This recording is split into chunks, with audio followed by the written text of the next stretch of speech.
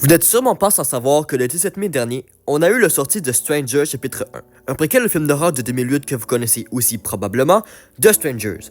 Et malgré un retour des critiques plutôt négatifs dans l'ensemble, deux autres films de cette franchise sont supposés sortir dans les prochaines années. On a donc finalement une résurrection de cette saga après tant d'attentes de la part des fans. Bon, de mon côté, j'avais pas vu les films Strangers avant la sortie du nouveau au cinéma.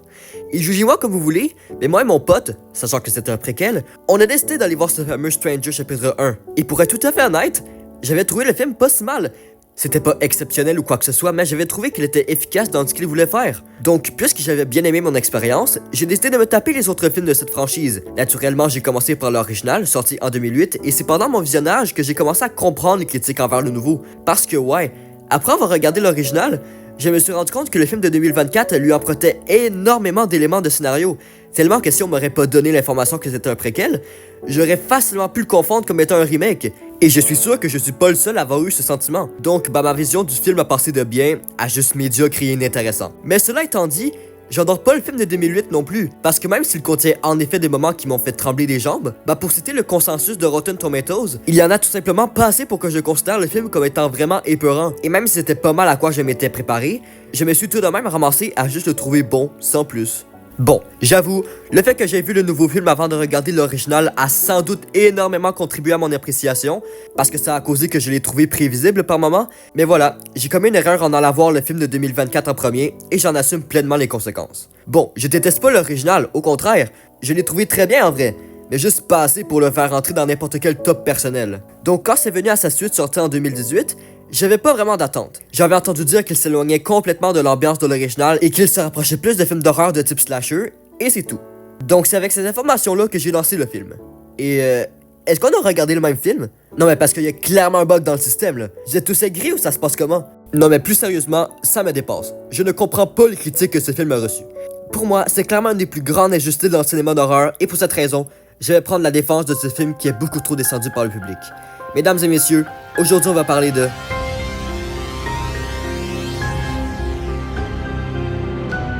Stranger Sprat Night raconte l'histoire de Kinsey et sa famille, qui à cause des nombreux comportements délinquants de celle-ci, seront obligés de l'envoyer dans un internat pour essayer de la remettre sur le droit chemin. C'est donc dans le but de passer un dernier moment en famille qu'ils décident de s'installer dans un parc à roulotte pour quelques jours. Mais bon, vous connaissez le scénario, les choses vont vite escalader quand trois étrangers masqués vont commencer à les tourmenter.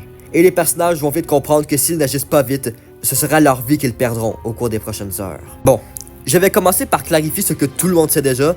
The Stranger Sprat Night est en effet un film complètement différent de son prédécesseur. Non mais je trouve que c'est important de le mentionner parce que c'est une des critiques qui lui revient le plus souvent. Et bon, ce que ces critiques reprochent, c'est que le film ne réussit pas à reproduire l'ambiance de l'original et que le changement de ton ne marche pas du tout. Alors que moi, je trouve ça complètement con. Le but du film n'était justement pas du tout de reproduire l'original, mais au contraire de s'en éloigner, et c'est précisément pourquoi je ne comprends pas les critiques. Parce que s'il y a un commentaire qui revient toujours par rapport aux suites de films, c'est qu'elle tente toujours de reproduire ce que l'original a créé sans ajouter quoi que ce soit de nouveau. Et là, quand une suite décide finalement de repartir dans sa propre direction, tout le monde se choque et méprise l'œuvre sans même lui laisser une chance. Ce qui est vraiment injuste, parce que honnêtement, le changement de ton de ce film marche.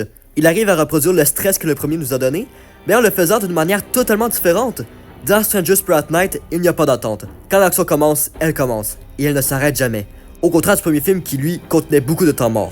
Parce que The Stranger Sprat Night a compris quelque chose que beaucoup de suites ne comprennent pas.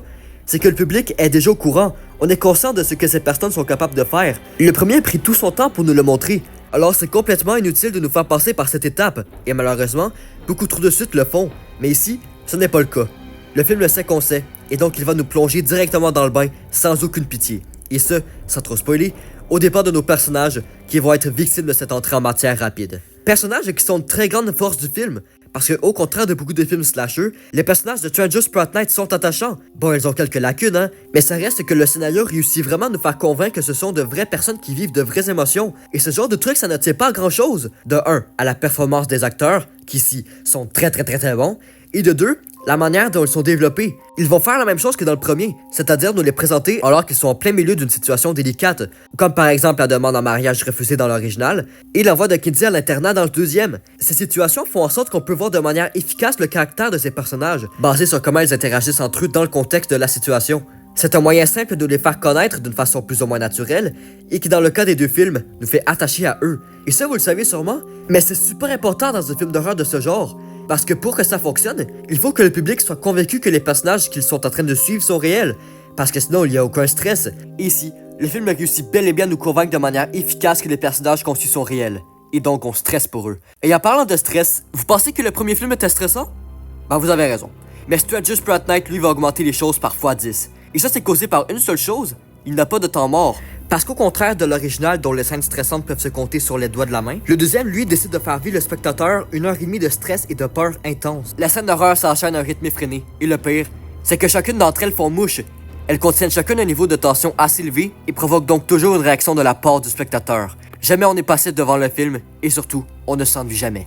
Le meilleur exemple étant bien sûr la scène de la piscine, qui est tellement excellente que même les personnes qui détestent le film se sont mis d'accord sur le fait qu'elle est magistrale. Mais un autre sentiment que ce film a réussi à créer, c'est la frustration. En effet, malgré le fait que le métrage réussit à s'évader de la majorité des éléments d'un mauvais slasher, il ne parvient pas à se détacher de tout. Et l'élément dont je vous parle, c'est le quotient intellectuel des personnages. Parce que ouais, même s'ils sont attachants, les protagonistes se retrouvent quelquefois à prendre des décisions qui sont juste étranges. Bon, c'est rien de grave, la plupart sont juste des « Oulala, il y a un bruit étrange de la pièce d'à côté, je ferais mieux d'aller voir sa source ». Mais je pense que la plupart des fans de films d'horreur sont habitués à ce genre de comportement, donc c'est rien de très spécial. Mais comprenez-moi bien, le film ne s'éloigne pas totalement d'un film slasher, au contraire, il l'embrasse. Mais la différence avec tant d'autres films de ce genre, c'est que Pratt Knight le fait bien, il comprend les éléments qui font un bon film slasher, comme des personnages intéressants, une tension constante, et surtout, des antagonistes humains, mais menaçants. Antagonistes qui sont bien plus déchaînés que dans le premier film. Ici, ils sont vraiment plus violents et motivés. Juste regarder la gueule d'une de leurs victimes, c'est une haute définitive dans le niveau de gore. Mais le film fait aussi un excellent travail pour nous faire comprendre que même si les inconnus en question représentent une menace considérable, ils sont tout de même humains, et donc ils restent vulnérables. Et pour une fois dans un film d'horreur, les personnages réalisent cette vulnérabilité, et donc ils se défendent. Un truc qui m'a toujours énervé dans certains films d'horreur, c'est que même si la personne qui les attaque est humaine et ne possède aucune caractéristique qui la rend supérieure, les protagonistes préfèrent toujours courir en agissant comme s'ils venaient de perdre l'utilisation de leur système de défense. Mais ici, les personnages comprennent que ce sont de simples humains. Bon, des humains avec des armes, mais des humains quand même. Et donc cette réalisation de la part des personnages nous donne des scènes complètement jouissives, avec évidemment la scène de la piscine que j'ai déjà mentionnée, mais aussi avec plein d'autres moments qui sont juste incroyables à regarder. Et donc, le film arrive à créer un habile mélange entre les scènes excitantes et les scènes stressantes. Scènes stressantes qui sont appuyées par une bande sonore très différente mais tout de même sympathique, composée par Adrian Johnston, qui prend beaucoup de place et est constituée majoritairement de synthétiseurs qui lui donnent une petite ambiance années 80. Ambiance qui marche bien en vrai, parce que le film en fait pas trop, il gère bien l'aspect musical pour que la bande sonore ne soit ni trop présente ni trop discrète. Ça fait donc qu'il y a des moments où on peut se surprendre à trouver la musique sympathique sans que cela enlève l'immersion du spectateur. Et en plus de la musique, on a le droit à une très bonne réalisation de la part de Joan Roberts, qui de temps en temps décide de nous offrir des plans qui sont vraiment cool. Par contre, je dois avouer qu'il y avait certains moments où la réalisation me tracassait un peu. En effet, j'ai trouvé que l'utilisation des zooms devenait un peu abusive rendu à un certain point et qu'au lieu d'augmenter la tension, faisait juste m'agacer. Mais bon, ça reste que la réalisation fait très bien l'affaire. Par exemple, j'apprécie la façon dont certaines scènes sont éliminées et la manière dont certains plans sont filmés rendent vraiment certains lieux plus effrayants. Juste regardez-moi la gueule de ce plan. C'est une excellente manière d'instaurer immédiatement la tension sans même qu'il y ait quoi que ce soit qui se passe. Mais voilà, je suis toujours pas un méga fan de la réalisation à cause de ces putains de zooms qui deviennent assez répétitifs à la longue. Bon ok, à part pour cette scène-là. Et tout ça pour nous mener à la conclusion. Just Pratt Knight est un excellent film. Une suite qui a reçu injustement des retours assez mixtes des critiques et du public en général, qui ont malheureusement fait qu'il a des scores qui peuvent le faire paraître comme un mauvais film. Alors que non, Just Pratt Knight est de loin le meilleur film de cette franchise, il suffit juste d'accepter qu'il fait les choses différemment. Et donc c'est pourquoi la vidéo d'aujourd'hui me tenait particulièrement à cœur. Je voulais vraiment prendre la défense de ce film et prouver qu'il n'est pas la simple suite commerciale comme tant de personnes essaient de le faire paraître. C'est un métrage qui a su être efficace dans tous les aspects qu'il souhaitait accomplir, et qui, à cause de cela, a réussi à me faire passer 1h30 de temps à vivre toutes sortes d'émotions, passant de la joie à la tristesse d'une manière extrêmement fluide. Et ce, pour mes 2 visionnages. Bref, le film est bon, et je n'ai assez de voir des personnes dire le contraire. C'est donc sur ce que je vous laisse, j'ai pas mal rien d'autre à dire, donc je vous dis...